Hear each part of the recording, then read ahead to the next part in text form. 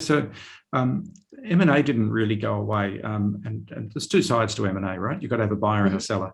And in general, the buyers stayed in the marketplace. They may have been a little more cautious. They may have changed their selection criteria a little bit, and so on. The challenge was that the sellers, which are usually smaller private companies, I said acted like turtles to somebody the other day. Maybe that's a good description. They all pulled their head in and said, don't talk to us. We're dealing with everything else at the moment. We're uncertain of the future. We can't forecast.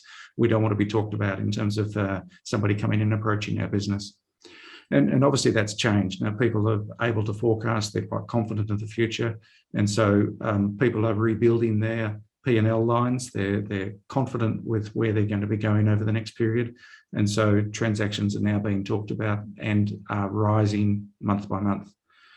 So we are really bullish with not only the rate of return of that, but what might lead out over the next few years. A couple of reasons for that. One is that once we get the borders open, the international interest in Australia and New Zealand will continue, and it has for the last decade and will continue in the future, specifically free trade agreement, and we'll come back to that later, I think.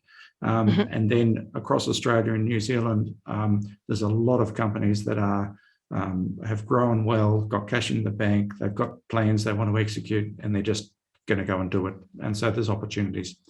And finally, there's still the baby boomers out there that eventually need to retire. And so there is just a period where those guys will be thinking about what to do with their businesses.